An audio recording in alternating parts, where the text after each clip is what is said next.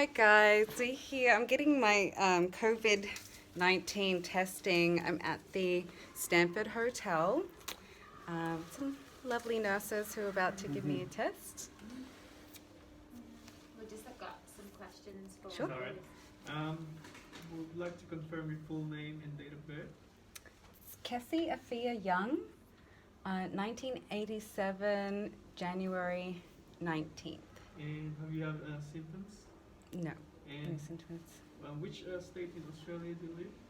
So I'm actually returning from living in America, Okay. so I'm relocating back, and once I get checked out here, I'm on a plane to Perth, and that's where I'll be residing. WA. WA. So this will be helpful for me to get on that Do plane. you want to write your contact number down? Sure. Oh, Or I don't have a number yet. Do you have an email? Yep. Do you want to write that Yeah, down? sure. Yeah. Just gonna put the phone down.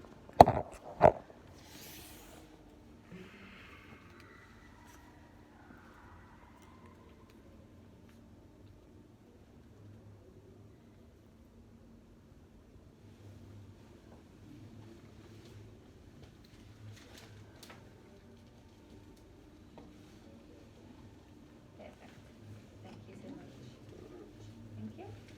Alright, so good to go. So with the swab, we'll just do the back of your throat first, Okay. then we'll go down one nostril. It can be a bit uncomfortable, you may cough or gag, but that's a normal response. Good to go? Sure. Alright, easy. Do you want to record it? I think it's catching enough. Oh, okay. It won't easy. see you. Oh, no, It'll that's just see fine. your arm. Alrighty, so go. Alright, that's good. Then just tilt your head back, then I'm going to put it just down one nostril. Oh. Sorry. I'm That's sorry, good. that really hurt. Yeah. Right. Awesome. So you can expect your results. Did I go in? Yeah, it's in. Ah, you can expect your results back within 3 days, Okay. and yeah, should be gone. The pain should be gone sometime. So, yeah. Okay. You Oh, good? this really hurt. Pretty bad. Really?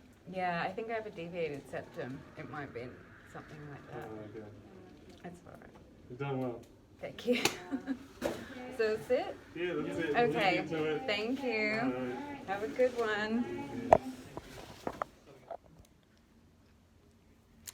Alright, so that was the COVID-19 test. Fucking shit hurt, by the way. That hurt pretty bad. Fucking shoved that really far down my nose, and it didn't want to go. So, if you got big nostrils, you'll be alright. If you got a little baby nose, like me, maybe not.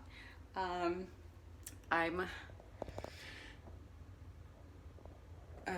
hoping to also get some more of this experience from my take, the COVID-19 as experienced in Melbourne. I think it's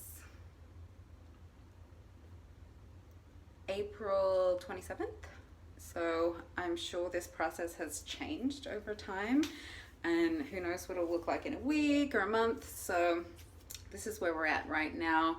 I am, let's see, switch. I think it's gonna let me switch the camera while I'm holding it. Anyway, I'm at the Stanford. It's pretty nice, actually. If you've been following me, you've probably noticed my accent has already shifted. It's a pretty strong one, you guys. Pretty strong. So as it happens, the way that they're doing it is that we get in the quarantine lockdown for 2 weeks, and during that time we are not allowed to leave the room at all, except for like if you elect for a smoke break, which I mean, you get one a day, so you're basically not smoking anyway. I've, been forced to quit they've actually been really, really good. They've come and they asked me, like, you know, do you want something to help you? So they brought me inhalers, they brought me gum, you know, and that's all, that's all at the government expense. So, you know, they're very, very reasonable. They are very strict. When I do go for that one smoke break a day, which I still elected to do because I just want to go outside, I have a security escort that goes with me. Can be 1 or 3 people up to. So it's actually pretty funny. I'm gonna get a bit of footage of that too tonight, hopefully. And you see, I feel like a foreign diplomat that's like been extradited or something, because you are a prisoner, but you're very like well taken care of prisoner. So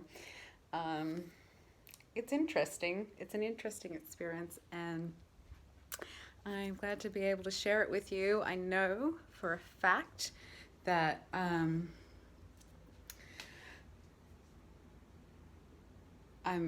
in the lap of luxury as far as how this, you know, viral experience could be experienced. I've just come from LA, so even that was a lot rougher. The homeless population has exploded there. There's not near enough social services for them, and it's very sad. Then you have, you know, all the other social issues. The economic issues are growing when they finally are fully realized. I think it's going to be pretty devastating, and I really wanted to make this video to show I'm so grateful to be an Australian, and I'm so proud of the way that this nation has handled this, and I think it's very indicative of our collective values. Quality of life. That's no country that chooses socialism does so for any other reason, because other than they have a high value of quality of life, and therefore a high value of life. Life has value. It doesn't matter what your last name is, what your resume looks like, any of that stuff.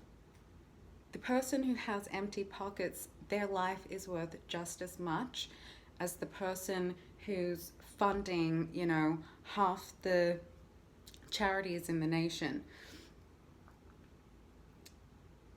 If anything has become stark and clear, in my experience, it's been that.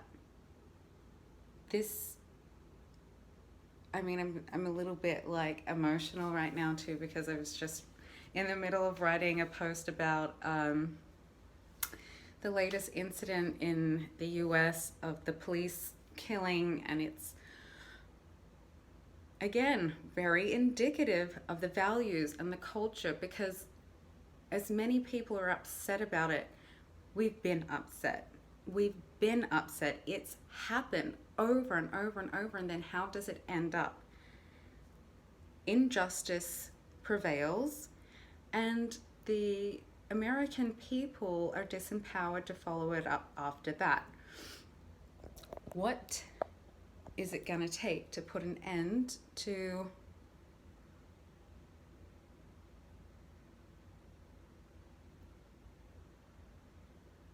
it's just uncivilized. It's just uncivilized. At this stage of the game, it's 2020. There's no excuses anymore, you know? And it's on film. Everyone's got a camera. And these police officers saw that they were being filmed. The one who had his knee on the guy's neck looked so cocky about it. it's really horrifying. So I just pray that this whole pandemic issue just brings to light how skewed the value system is for all the nations.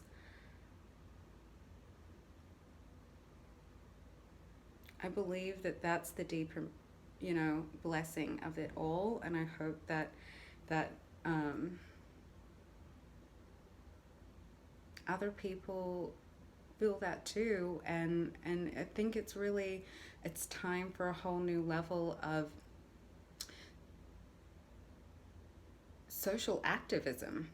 It's up to us. If there's one thing that we can see, it's that a crooked government is not going to fix itself. What are we going to do about it? I may no longer be in the States, but I'm still an American. My father lives there. The rest of my father's side of the family lives there. My friends who I love so dearly are still there.